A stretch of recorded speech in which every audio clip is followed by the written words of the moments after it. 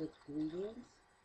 I am now reading day 26 of the Science of Mind textbook.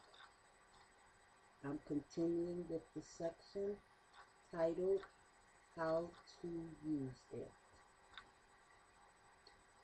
We should be able to look a discordant fact in the face and deny its reality, since we know its seeming reality is far from illusion, from chaos and old night. Our standard is one of perfection.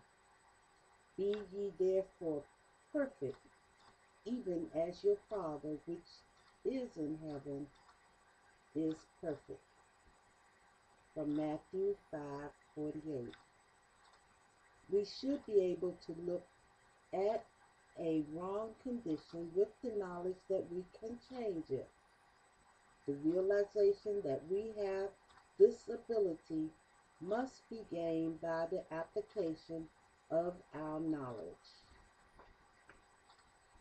The practice of the science of mind calls for a positive understanding of the spirit of truth, a willingness to let this inner spirit guide us with the conscious knowledge that the law of the Lord is perfect. From Psalms 19 verse 7. And we must believe this to be a fact. Insofar as our thought is in accord with this perfect law, it will accomplish and nothing can hinder it. Again, insofar as our thought is in accord with this perfect law, it will accomplish and nothing can hinder it. Heaven and earth shall pass away, but my words shall not pass away. From Matthew 24 verse 35, said the beautiful Jesus, as he strove to teach his disciples the immutability of the law of righteousness. A practitioner uses thought definitely and for specific purposes, and the more definitely he uses the law, the more directly will it respond to him. A false fact is neither person, place, nor thing to the one who uncovers it, and once uncovered, it has no place in which to hide. The illusion, seen and understood, is made negative in the experience of the one who suffered it. While it is true that wrong conditions exist, they could not remain unless there were someone to experience them. Change the consciousness and the false condition will disappear. Conditions are not entities. We are entities. Cannot that which is conscious cast out that which has no consciousness? If we properly understood, we would be able to remove false conditions as easily as Jesus did. He knew, but our faith is weak. We must strengthen it, and we can. Let us analyze this. One finds himself impoverished. He wishes to change his condition. He knows that it is not in accord with ultimate reality, that the Spirit imposes no limitations. Therefore, he knows that his apparent limited condition has no real law to support it. It is simply an experience of consciousness. He wishes a definite result in the opposite direction. First, he realizes that the law of life is a law of liberty, of freedom.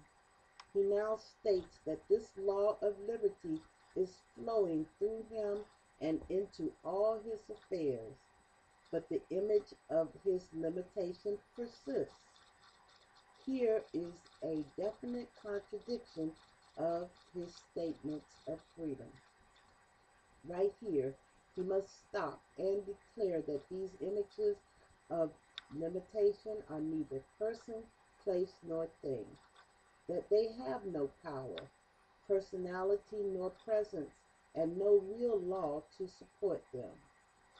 He does not believe in them and they cannot operate through him. He is free from their influence forever. He then begins to fill his thought with the idea of faith, the expectancy of good, and the realization of plenty. He senses and mentally sees right action in his life. He puts his whole trust in the law of God, the law of good, that is, and which is all in the same. And it becomes very real to him as he definitely speaks it into being, into his being, and into the being of his affairs. He denies anything and everything that contradicts his realization of this truth. At this point of realization, he meets a friend who immediately begins a tale of woe about hard times, bad business conditions, etc.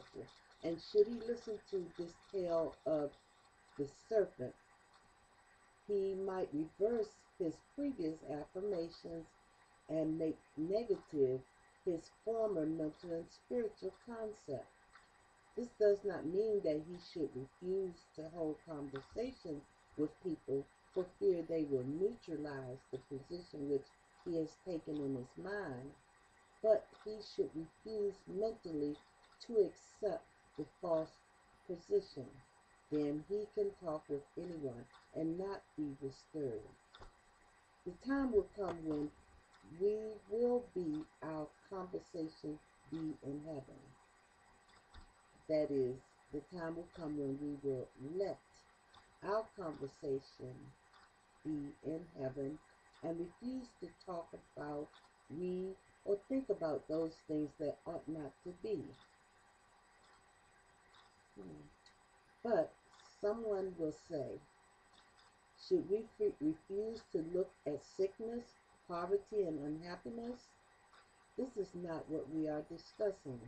We will not refuse to help the helpless or lift up the fallen, but we will refuse to wallow in the mud because of our sympathies. And if the blind lead the blind, both shall fall into the ditch. That's from Matthew 15, verse 14. And that's the end of today's reading for the 26th day of January.